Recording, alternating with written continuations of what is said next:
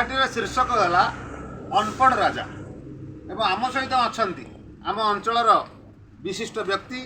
जड़े गायक ये जड़े प्रसिद्ध गायक तथा कलाकार तथा आम अंचल जड़े विज्ञ व्यक्ति भाव परिचित आमर शिवकवि कथाटीर मर्म टी अनुभव करेंगे जो समय पड़ो कहे और कथाटीर प्रकृत मर्म बुझीपारे सांगे सांगे खरा बेले थंडा आनी पीवा। हाँ कथाटी है राज्य रे थिले जड़े अनपढ़ राजा कौन मते उत्तराधिकारी सूत्र हो जेकोसी मत से राजा होती किंतु अनपढ़ पाठ पढ़ी ना जेहेतु पाठ पढ़ी ना तेणु मन अहंकार बहुत जेहेतु पाठ पढ़ी ना अहंकार बहुत किंतु तांकर गोटे शौक थाए भल भल पोशाक पिंधे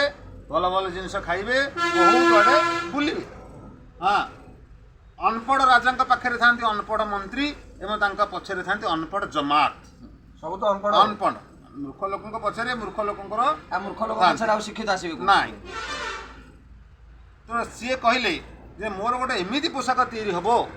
जोटा कि कहीं पिंधि नथिबे आगुरी कहीं पिंधि नथिबे एमती पोशाक तैयारी हम राज्यर सब श्रेष्ठ बुणाकार मान डकागला डाकिकी कहले तमें एमती पोशाक तैयारी कले पाइब 50,000 टंका पुरस्कार जदि न करि पारिबो हम मुंड काट जड़े कहले आज्ञा मु करदेवी आपण मु ए अंचल सबुठु श्रेष्ठ बुणाकार मु करी कले लगिकी कले कले कले कले कले राजा को पसंद आसिलानी राजा को पसंद आसिलानी मंत्री की पसंद आसिलानी सेनापति कहले ना यहाँ भल होनी तेणु बुणाकार है मुंड काट समस्ते कहले बुणाकार तो चेष्टा कला तार मुंडटा कहीं काटिल ताको छाड़देवा कथा ना ना तू पुरस्कार नबार ना तू घर को जा आउ कहीं राजी हेलेनी बुणिया राजा एटू लिस्ट बाहर कले लिस्ट केते बुणाकार अच्छा देखिले अरे आउ जड़े अच्छी पद्मभूषण ताकू डाकिले सी कहले अरे तू बुणीबू ना आज्ञा मत आसनी तू पद्मभूषण नहीं बुणीबुनि कौन आग मुंड काट एमती दिज जो मुंड काट हो गला से बुणाकार मानक भितर चांचल्य सृष्टि है बुणाकार तो समस्ते ध्वंस हो तो तांको भितरु जड़े बुणाकार आसला कहला राजार मतिभ्रम घटी ठीक बाट को मुझे हाँ से कहला चिंता करी महाराज वर्तमान आमे आपण को उत्तम पोशाक देवु जो पोशाक आगुरी कहीं पिंधि नथिबे। हाँ किंतु आमे 6 जन दरकार एकुटिया मु पारिबी राजा कहले जा 6 छाड़ी 10 आने काम दरकार हवा पोशाक पिंधिबी आसिले सबुदिन खाड़ू खाड़ू खाड़ू खाड़ू शुणु शुभा जाऊँगी तंत चली बुणा चली झाड़ ना है किसी पूरा बुलूं राजा एटू 10 दिन गला कहला पोशाक रेडी कला आज्ञा पोशाक पूरा रेडी एमती पोशाक होती जे याकू बुझापी आपणकर ये बुणाकार शास्त्र विषय ज्ञान थी दरकार। हाँ जेहेतु राजा मूर्ख राजा मूर्ख तेणु राजा कहले ना ना ज्ञान मोर अच्छी ना देखा पड़ो 6 जन जाक बुणाकार पोशाक टी टेकिकी धरले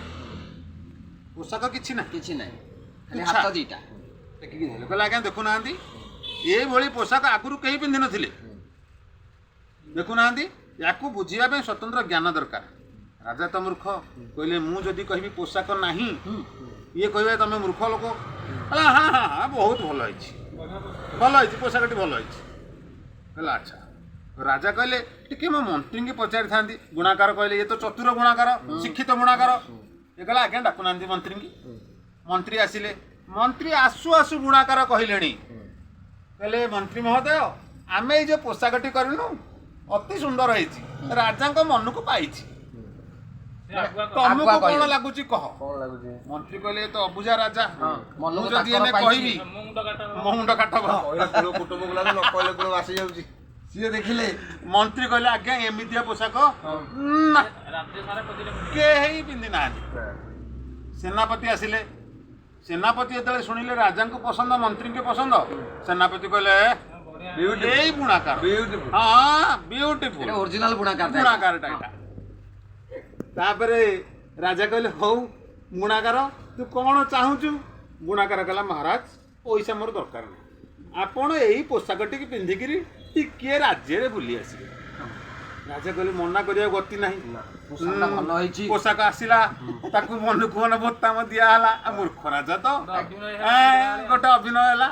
ପ୍ୟାଣ୍ଟ ସାର୍ଟ ଖୋଲିକି ଫୋପାଡ଼ିଲେ, ରାଜ୍ୟରେ ଦାଣ୍ଡରେ ଦୌଡ଼ିଲେ। ଲୋକ କହିଲେ ଏଇ ଅହଙ୍କାରୀ ରାଜା, ଏ ମୂର୍ଖ ରାଜା ବର୍ତ୍ତମାନ ପାଗଳ ହେଇଗଲା। ହଁ ଲଙ୍ଗଳା ହେଇକି ତେଣୁ ବୁଲୁଛି, ପୋଷାକ ନାହିଁ। ଟେକା ଫୋପାଡ଼ିକି ତାକୁ ଶେଷ କଲେ। ବର୍ତ୍ତମାନ କଥାଟି ରହିଲା ଏଇଠି। ତମେମାନେ ବର୍ତ୍ତମାନ ପ୍ରାସଙ୍ଗିକ ଭାବରେ ଚିନ୍ତା କରିବ ଯେ ସେ ଅନପଢ଼ ରାଜା କିଏ ଏବଂ ସେ ଚତୁର ବୁଣାକାର କିଏ। ଜୟ ଜଗନ୍ନାଥ।